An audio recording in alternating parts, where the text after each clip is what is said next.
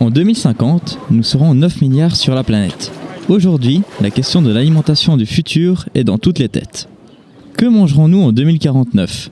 Quelles seront les problématiques que nous pourrions rencontrer ? Pour en savoir plus, j'ai décidé d'aller faire un tour à l'Expo 2049 de l'Alimentarium à Vevey et rencontrer Nicolas Godinot. Je suis Nicolas Godinot, conservateur des sciences de la nature à l'Alimentarium, le musée de l'alimentation et de la nutrition humaine, ici à Vevey, et co-commissaire de cette exposition qui s'appelle Food 2049 et qui a trait à l'alimentation du futur ou l'alimentation du futur antérieur. On va voir tout ça.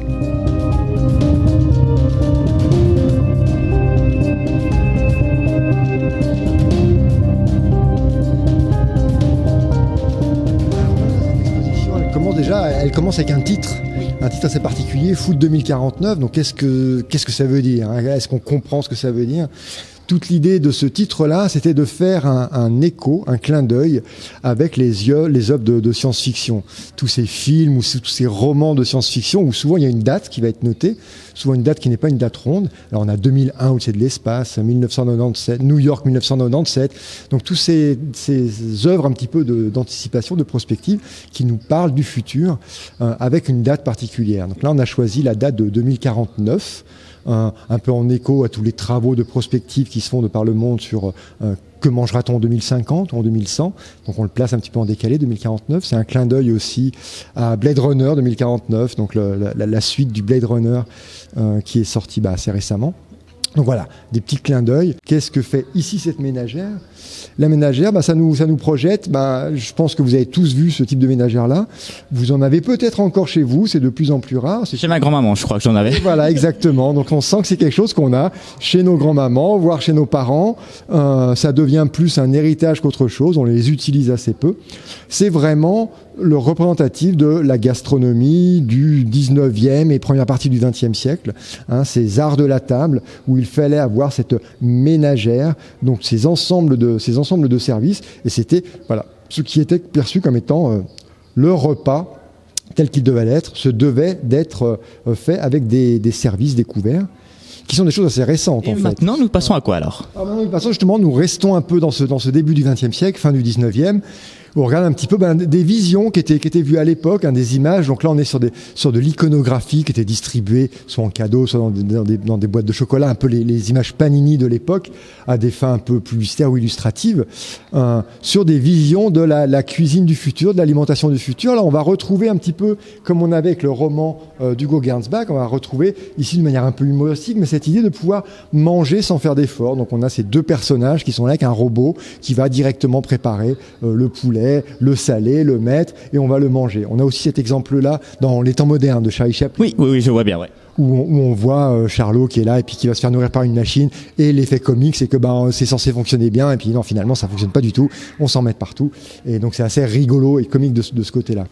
Donc voilà, cette idée du début du siècle, cette utopie de la technologie peut être mise en œuvre pour nous prodiguer un plaisir, de la variété alimentaire, sans avoir à fournir l'effort. Donc souvenez-vous, 19e, c'est encore, on travaille tous au champ, beaucoup de gens travaillent, la vie est compliquée, et on est dans une recherche un petit peu de s'alléger des contraintes.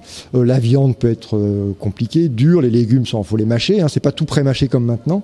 Donc voilà, donc il y a ces efforts à fournir. Donc ça fait partie des rêves, des utopies, de pouvoir se faire plaisir, de manger, d'avoir de l'alimentation qui soit variée en goût et en saveur, pas forcément en texture, mais où tout est simple, on est relax et on est nourri par du semi-liquide. En fait, on est déjà quasiment aujourd'hui nourri par des semi-liquides, entre les milkshakes, les boissons, les viandes un peu toutes pré-mâchées, des steaks hachés. Voilà. Tout est un peu, on n'a plus beaucoup d'efforts à faire, à mastiquer aujourd'hui, mais là c'était un peu l'étape d'après. Et ça c'était vu comme une vision utopique, très positive. On peut se poser la question, dans le futur, quelle sera l'utopie? Où mangerons-nous? Que mangerons-nous? D'où viendront nos aliments? De cette corne d'abondance. Corne d'abondance, c'est aussi la mythologie grecque. C'est vraiment cette corne qui nous vient et qui va fournir des aliments à profusion.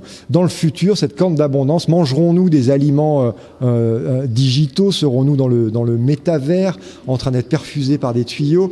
Et aurons-nous l'impression de pouvoir choisir, cueillir ou d'être récupérés ces fruits sous forme de pixels? Alors on est en 3D, c'est des voxels, donc c'est pommes, bananes voxelisées. Mangerons-nous comme ça? Allons-nous pêcher dans le métavers des fruits sous forme de voxels et aurons-nous nos sensations par l'intermédiaire de tubes ou d'électrodes dans notre cerveau? On peut voir ça comme une vision utopique où vraiment on est dans un rêve merveilleux, ou comme une vision totalement dystopique qui nous coupe complètement de la réalité humaine. Alors on a plutôt tendance à penser que cette vision-là, on est passé d'une utopie à une dystopie, c'est pas quelque chose qui nous ferait nécessairement rêver aujourd'hui de vivre complètement déconnecté du monde naturel. Voilà, c'est comment on peut pousser un petit peu ces réflexions-là.